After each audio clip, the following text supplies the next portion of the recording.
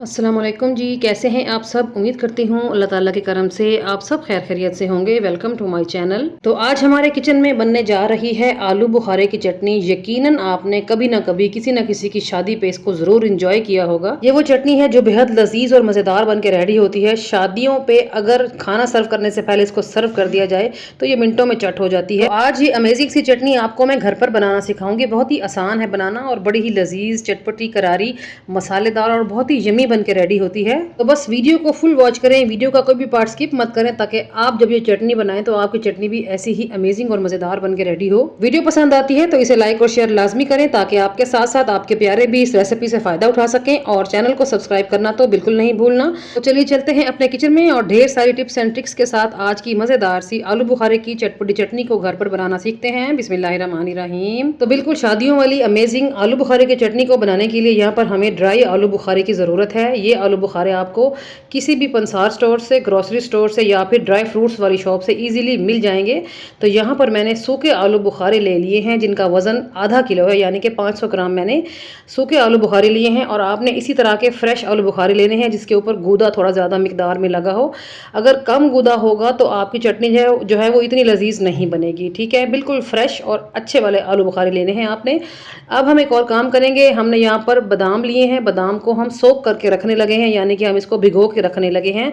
तो मैंने इसमें आधी प्याली के बराबर डाल दिया है गर्म पानी। गर्म पानी से जल्दी नरम हो जाएंगे, फिर हम इनका छिलका निकाल देंगे। ठीक है, अब चलते हैं चटनी बनाना शुरू करेंगे। तो चटनी बनाने के लिए यहाँ पर मैंने चूल्हे के ऊपर चढ़ाया है एक पैन और 1 लीटर के बराबर मैं इसमें पानी शामिल कर दूंगी। पानी में अच्छी सी प्यारी सी खुशबू लाने के लिए यहाँ पर मैं सिर्फ 1 टुकड़ा डालूंगी दालचीनी का और 7 से 8 हरी इलायचियाँ डाल देंगे और कवर लगा देंगे और इसमें हल्के फुल्के से बॉयल आने का वेट करेंगे। जैसे ही बबल्स आना स्टार्ट होंगे तो फिर हम इसका कवर हटाएंगे और इसमें शामिल कर देंगे आलू बुखारे जो हमने अभी पैकेट से निकाले हैं।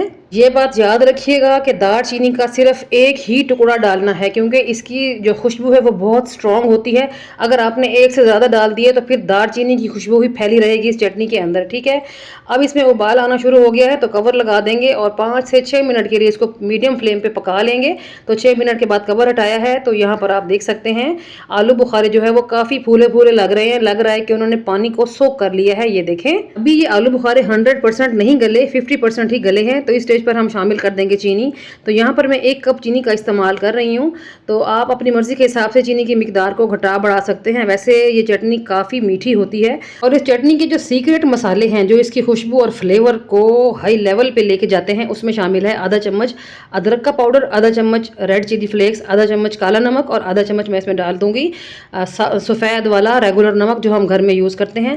ये मसाले इतने ही मिकदार में जाएंगे अगर आप ½ kg आलू बुखारे लेंगे। ठीक है, अगर आप ज़्यादा या कम करें तो फिर आप मसालों की मिकदार को भी कम या ज़्यादा कर सकते हैं। मसाले डालने के बाद अच्छे तरीके से मिक्सिंग करेंगे। वैसे इसका कलर ओरिजिनली बहुत प्यारा था लेकिन फिर भी मैंने इसमें 1 चुटकी के बराबर ज़र्दा फूड कलर डाल दिया।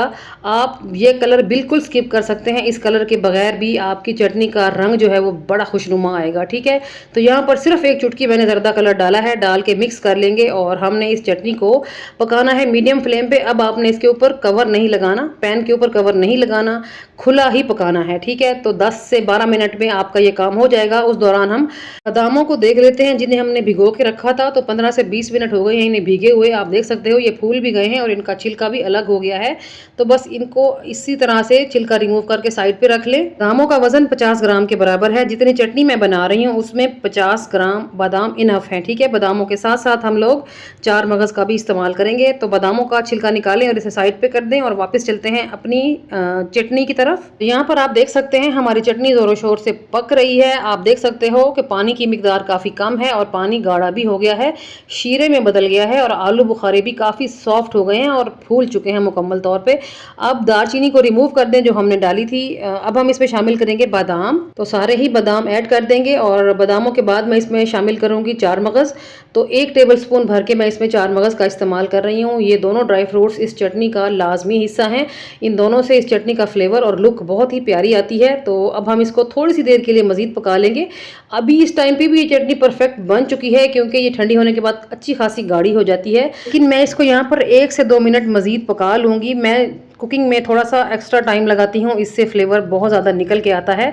तो 1 से 2 मिनट पका लिया है मैंने और फ्लेम को ऑफ कर देंगे। पहले ये रूम टेम्परेचर पर आ जाएगी, फिर मैं इसको फ्रिज में रख के ठंडा करूँगी। जब ये ठंडी हो जाएगी तो फिर इंशाल्लाह ताला डिश आउट करेंगे जी। तो यहाँ पर 1 घंटा गुजर चुका है, चटनी ठंडी हो चुकी है, डिश आउट करेंगे। बिस्मिल्लाहिर्रहमानिर्रहीम। माशाल्लाह से आप इसकी लुक देखें, आप देखें इसकी थिकनेस कितनी कमाल की आई है। शादियों पे भी, देगों में भी ऐसी चटनी नहीं बनेगी जो मैंने आपको आलू बुखारे की चटनी घर पर बनाने की मेरी ये रेसिपी, मुझे उम्मीद है अच्छी लगी होगी। अगर अच्छी लगी है तो आपने वीडियो को लाइक और शेयर करना नहीं भूलना और मेरी इस रेसिपी को एक बार घर पर लाजमी ट्राई करना है। मुझे उम्मीद है आपके घर वाले अपनी उंगलियां चाटते रह जाएंगे, ये इतनी लजीज बनती है। माशाल्लाह से आपको इसकी लुक से अंदाजा हो रहा होगा कि ये कितनी मजेदार हो सकती है। तो चलिए मैं आपको ट्राई करके बताती हूँ कि ये कैसी बनी है। तो थोड़ी सी चटनी डालेंगे प्लेट के अंदर। माशाल्लाह से आप इसकी लुक देखें, माशाल्लाह परफेक्ट बनी है बिल्कुल। और आप आलू बुखारा देखें कितना सॉफ्ट है, बेहद सॉफ्ट है आलू बुखारा। लजीज तो ये इतनी थी कि हाथ को रोकना मुश्किल हो रहा था। तो एक बार मेरी इस रेसिपी को लाजमी ट्राई करें, जब भी ट्राई करें तो फीडबैक दें और साथ ये भी बताया करें कि आप लोग मेरी रेसिपीज़ को दुनिया के किस कोने से बैठ के देखते हैं, ताकि मैं आप सब लोगों का दिल से शुक्रिया अदा कर सकूं। तो ये थी मेरी आज की रेसिपी। चलती हूँ, कल फिर मुलाकात होगी किसी और अमेजिंग और मज़ेदार सी रेसिपी के साथ। तब तक अपना और अपने प्यारों का रखें ढेर सारा ख्याल, मुझे रखें दुआओं में याद। ओके जी, अल्लाह हाफिज़, थैंक्स फॉर वॉचिंग।